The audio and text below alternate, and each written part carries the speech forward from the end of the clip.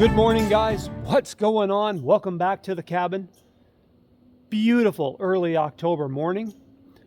Current temperature is 45 degrees. That's about 10 degrees Celsius. And it's going to be a beautiful day. It's going to be sunny. The high temperature, I think, is going to be around 65 degrees.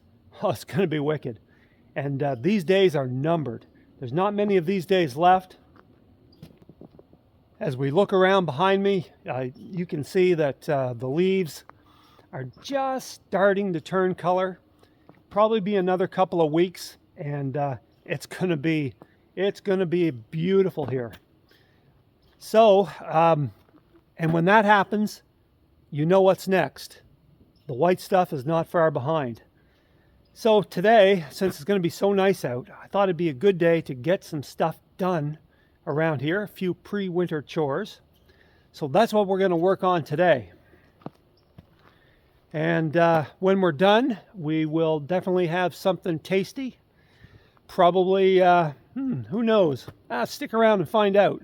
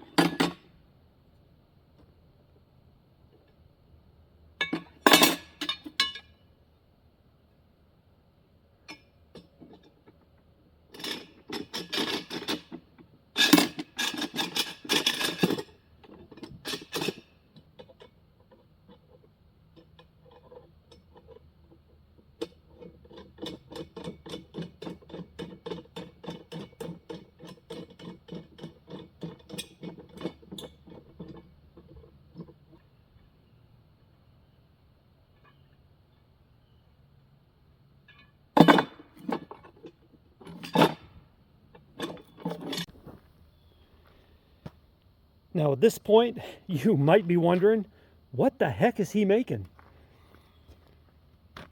Well, if you can't tell what that is a snow break. Because this spring I was sitting beside my stove and it was a rainy day and I heard drip, drip, drip, drip, drip, and the water was coming in around the chimney, and I thought, well, that's odd and also not a good thing. So I got up on the roof and inspected the chimney. And what had happened was the snow and the ice had come down and crushed my chimney, pushed that in, and wrecked my skirting.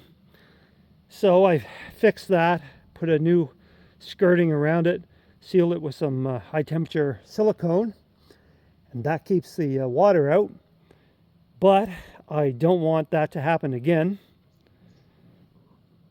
So I made that snow break, and I'm going to put it right here.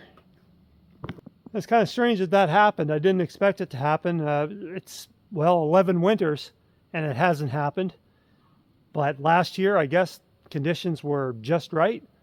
And yeah, I mean, not that last year was a particularly snowy winter. I mean, we had some good snowfalls, but I think we had a lot of ice, if I remember correctly. There was a lot of ice and snow. So I think the heavy buildup of ice and snow that's what did it.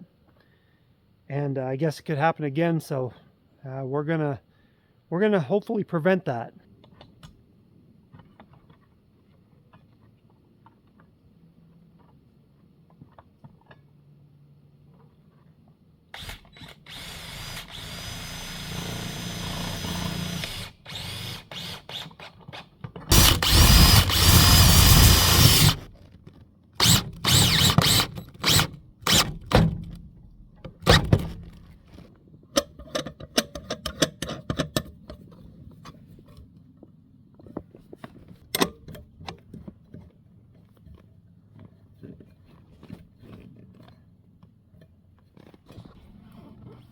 All right, now we'll give it the old push test.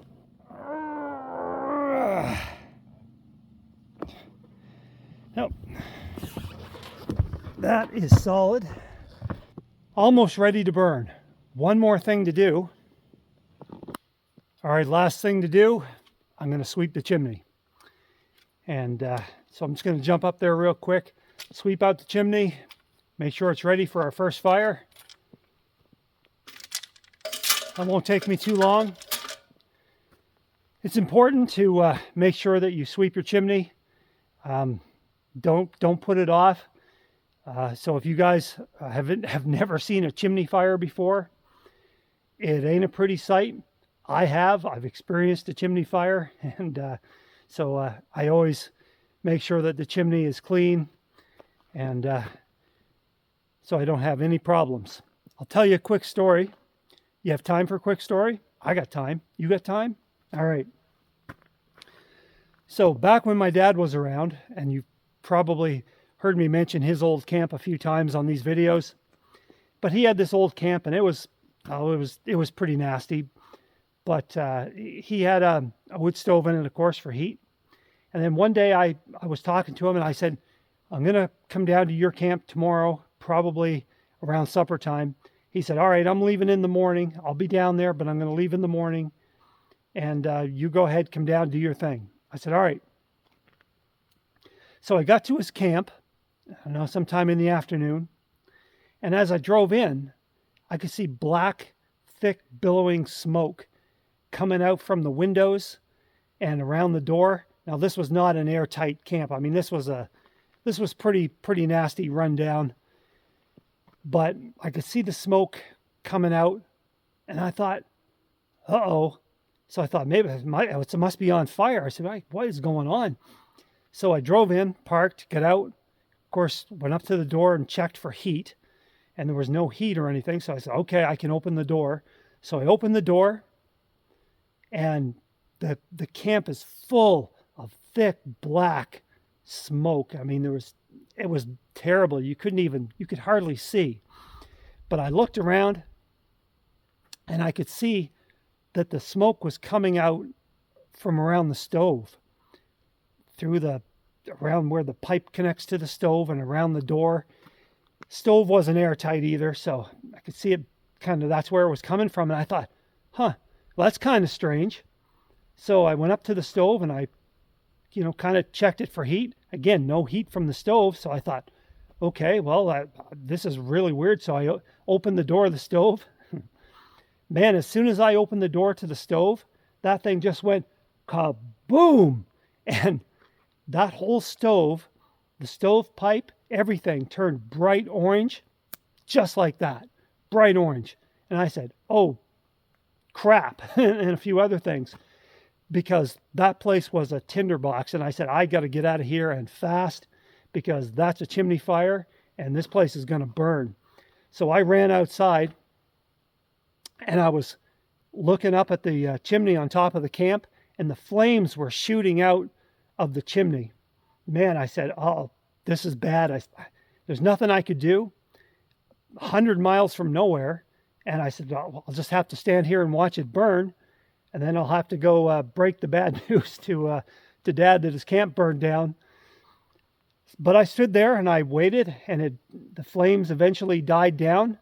And by the grace of, I don't know, the grace of God, I don't know, but that place did not burn. How? I have no idea. It was a tinder box. Once the flames burned down and I felt it was safe to go back inside, I went inside, and everything was covered in thick black soot. Ruined everything. Ruined all the furniture. Ruined everything. And all around where the stovepipe goes through the ceiling, charred black. I was like, I mean, again, how that place didn't burn, I have no idea. I still to this day don't know. And if you want to know what happened, so what he did, and I have no idea what was going through his mind. He should have known better because he's been around wood his whole life and everything. But he left in the morning, and he decided it would be a good idea to fill that stove full of green oak, which means it was fresh cut, wet. He filled the stove full of green oak and then shut off all the vents and left it like that. So that green oak smoldered all day in that stove. It smoldered.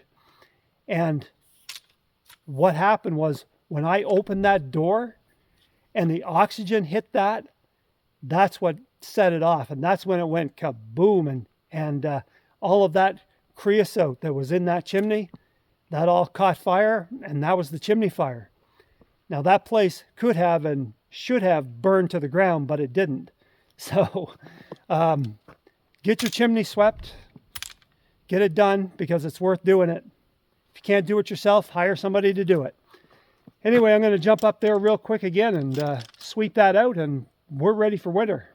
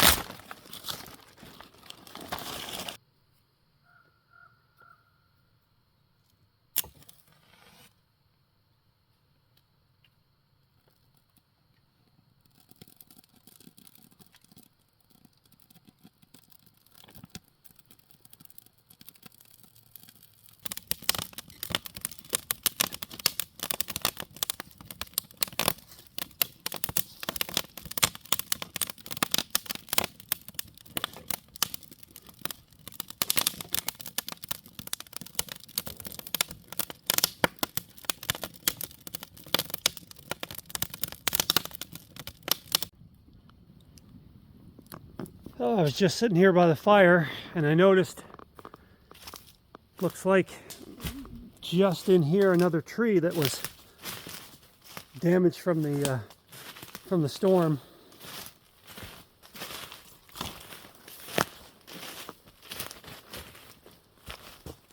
You can see it right there.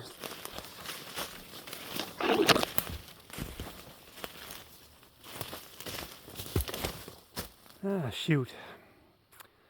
That was a nice old beech tree. The tree's been there a long time. But yeah, you can see it's pretty bad. It split that huge branch, came down and split a big piece out of it. That tree is not much good anymore. Well, more firewood.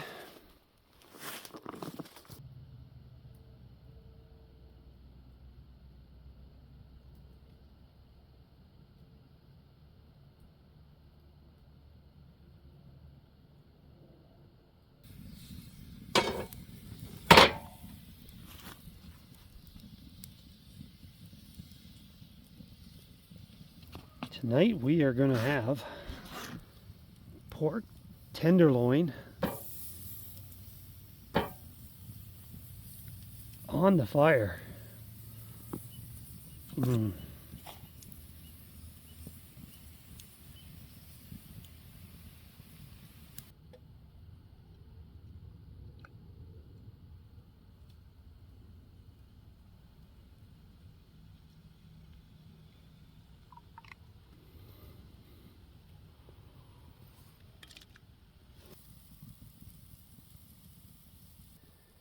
All right, cheers, guys. Oh, yeah. Lots of stuff. You know what? A perfect night. Wow. The way life should be. Right here, right now.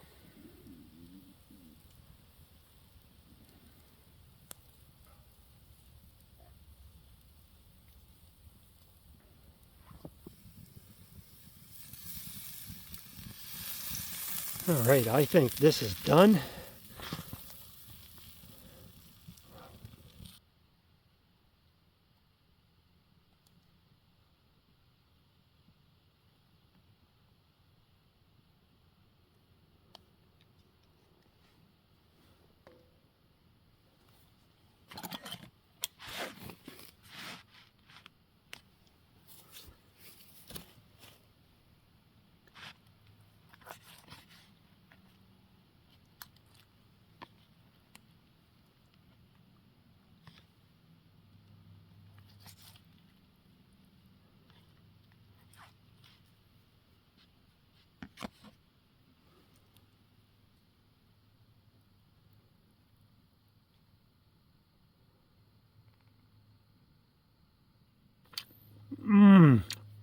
Oh, wow. Oh, that is amazing. You can't beat cooking over an open fire. Oh man, that really sears in the juices, and the maple wood gives it that maple smoke flavor. Oh man, and a little applesauce on top. Oh,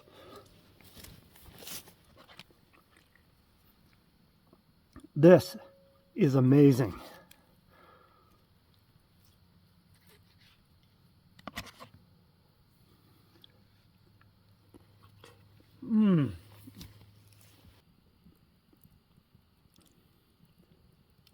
All right, guys, that is going to wrap up another video.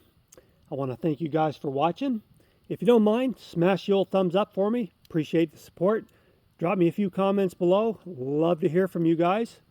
Until next time, you guys take care of yourselves. Stay safe.